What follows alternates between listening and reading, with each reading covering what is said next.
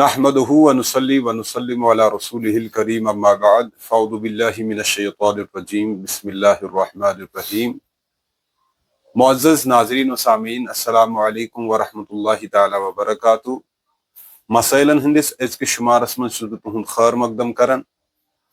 آز پرسو اس قبلہ مفتی صبس یم زن اعتکافک مسائل چھ، اعتکافس من کیا چھ جائز، اعتکاف ونن کت چھ، زیادہ وقت نمو نہ روبرو گسو مفتی صبس ستی۔ السلام علیکم ورحمۃ اللہ وبرکاتہ۔ وعلیکم السلام ورحمۃ اللہ وبرکاتہ۔ مفتی صاحب قبلہ ہمیں بتائیے کہ اعتکاف کس چیز کا نام ہے؟ رمضان میں جو اعتکاف کرتے ہیں تو وہ اعتکاف سنت کفایہ ہے۔ وہ آخری عشرے میں آخری 10 دن جو رمضان کا ہے اس میں اعتکاف کرنا ہے، یعنی 20 رمضان کے دن غروب ہونے سے پہلے، 20 رمضان کے دن سورج غروب ہونے سے پہلے مسجد میں بیٹھے اعتکاف کی نیت سے اللہ عز و جل کے لیے، اور پھر وہ مہینہ ختم ہونے کے بعد، یعنی 20 رمضان کو بیٹھے سورج غروب ہونے سے پہلے، اور جب تک وہ مہینہ باقی رہے رمضان کا، یعنی جب تک رمضان کا چاند نہ نکل آئے تب تک وہ مسجد میں بیٹھے رہیں۔ اسی کو شوال کا جب تک عید کا چاند نظر نہ آئے تو تب تک وہ مسجد میں بیٹھے رہیں، یہی اعتکاف ہے۔ اس کو اعتکاف سنت کہتے ہیں۔ اس کے علاوہ بھی اعتکاف ہے، لیکن رمضان میں جو اعتکاف کرتے ہیں تو وہی ہے، 20 رمضان کو بیٹھے سورج غروب ہونے سے پہلے، اور چاند نکلنے کے وقت، چاند رات کو وہ وہاں سے نکل سکتا ہے۔ ٹھیک ہے حضرت، ہمیں یہ بتائیں کہ یہ اعتکاف کون کون کر سکتا ہے، اس کے لیے کوئی قید ہے؟ ہاں، یہ اعتکاف مرد بھی کر سکتے ہیں، جو بالغ ہیں وہ بھی کر سکتے ہیں، جو نابالغ ہیں وہ بھی کر سکتے ہیں، جبکہ تمیز رکھتے ہیں صحیح سے۔ اور عورتیں بھی کر سکتے ہیں، لیکن وہ مسجد میں نہیں، اپنے گھر میں۔ اپنے گھر میں اگر مخصوص نماز کے لیے جگہ بنا لے تو وہاں پہ بھی وہ اعتکاف کر سکتی ہے۔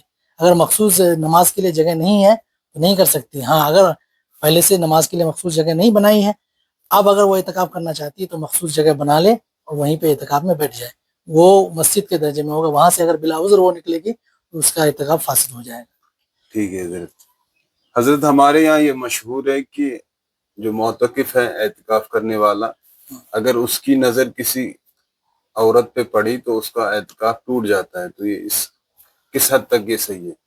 ہاں، وہ جو ہے عورت پہ نظر بلا وجہ، اگر بلا عذر، وہ بلا ضرورت مسجد سے باہر جا کر کے اگر وہ نظر کرے تو اعتکاف فاسد ہو جائے گا۔ بلا عذر مسجد سے باہر نکلنا منع ہے، لیکن مسجد میں رہتے ہوئے کھڑکی سے ہی ایسے ہی نظر پڑ گئی تو کوئی حرج نہیں، اعتکاف فاسد نہیں ہوگا۔ استنجا خانہ باہر ہوتا ہے، ہاں، تو اس سے اعتکاف فاسد نہیں ہوگا، لیکن احتیاط ضروری ہے۔ احتیاط ضروری ہے۔ تو حضرت، یہ موبائل فون کا استعمال اعتکاف میں کرنا یہ کس حد تک درست ہے؟ جائز امور کے لیے ہو تو اس کی اجازت ہو سکتی ہے، جیسے قرآن پاک یا کوئی کتاب کی مطالعے کے لیے نکالیں تو اس کی اجازت ہو سکتی ہے، لیکن البتہ مناسب نہیں ہے خود قرآن پاک جو ٹیکسٹ بک اس کا موجود ہے وہ مطالعہ کریں، دوسری کتابیں جو خارج میں موجود ہے، پرنٹ ہے، وہ کتابیں مطالعہ کریں۔ موبائل سے اتنی برکت نہیں ہوتی ہے۔ ہاں، اگر کسی نے مجبوری میں موبائل استعمال کر ہی لیا اور جائز امور کے لیے استعمال کیا تو کوئی حرج نہیں ہونا چاہیے۔ حضرت، یہ بھی لیکن موبائل سے بچنا مناسب ہے، بچنا مناسب ہے۔ حضرت، جو معتکف ہے اس کا احتلام ہو جاتا ہے تو اس کی کیا صورت ہے؟ کس حساب سے وہ مسجد میں رہے گا، مسجد سے باہر جائے گا؟ ہاں، وہ اپنے آپ کو پاک کرے گا۔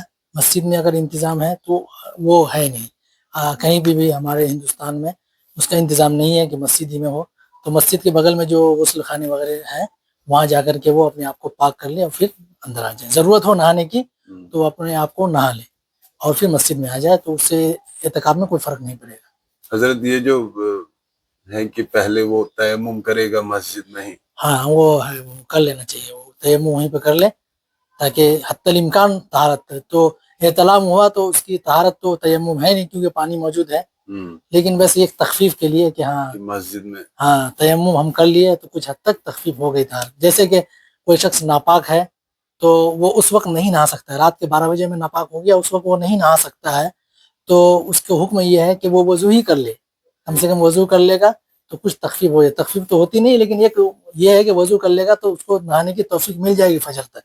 بس اسی طریقے سے ہے کہ تیمم کر لینا چاہیے۔ ٹھیک ہے حضرت اور ایک ہمارے بھائی نے ایک سوال ایک پوچھا ہے کہ جو حاملہ عورت ہوتی ہے یا جو دودھ پلانے والی عورت ہوتی ہے ان کے لیے روزہ رکھنا درست ہے؟ ہاں نہیں، حاملہ عورت تو روزہ رکھے گی، اس پہ روزہ فرض ہے، اور جو دودھ پلانے والی عورت ہے اس پہ بھی روزہ فرض ہے۔ روزہ کن پہ معاف ہے؟ کن عورت پہ جو حیض کی حالت میں ہو اور جو نفاس کی حالت میں ہو۔ تو حاملہ عورت نہ تو حیض کی حالت میں ہے اور نہ ہی نفاس کی حالت میں، اور دودھ پلانے والی بھی اگر بچہ نفاس کی حالت سے نکل گئی ہے، شروع میں تو نفاس کی حالت آتی ہے، اس سے نکل گئی ہے تو وہ روزہ رکھے گی۔ ہاں اگر اس کو تکلیف ہو، حمل کی وجہ سے بیماری ہو جائے، وہ مجبوری ہو جائے، تو اس کی وجہ سے روزہ چھوڑ سکتی ہے، لیکن ایسے اس پہ روزہ فرض ہے، بالعموم روزہ فرض ہے۔ ہاں وہی عذر، ہاں عذر ہو تو چھوڑ سکتی ہے، بیماری بڑھ جائے حملے کی وجہ سے یا بچہ کو دودھ پلانے کی وجہ سے، تو اس وجہ سے چھوڑ سکتی ہے، نہیں تو ایسے شریعت کا اس کے حکم ہے کہ وہ اس کے اوپر روزہ فرض ہے، روزہ اس پہ منع نہیں ہے۔ بعض لوگوں کو شبہ ہوتا ہے کہ دودھ پلانے سے جو روزہ نہیں رکھ سکتی ہے کیونکہ جسم سے کچھ حصہ خارج ہوتا ہے، تو ایسا کچھ نہیں، جسم سے تو پیشاب بھی خارج ہوتے رہتا ہے، خون بھی نکل جاتا ہے، اس سے روزہ ٹوٹتا نہیں، آدمی اس پہ روزہ رکھنا ضروری ہے، روزہ رکھے گی۔ ٹھیک ہے، دیو اجازت اس انشاءاللہ بے کرو ملاقات بیس ایکس ویڈیوس مز۔ اگر تُہۍ تہِ کانٛہہ سوال آسہِ کومنٹ باکسس مز گژھِ سوال تراوُن، انشاءاللہ کرو أسۍ جواب دِنٕچ کوٗشش۔ السلام علیکم ورحمۃ اللہ وبرکاتہ۔ وعلیکم السلام۔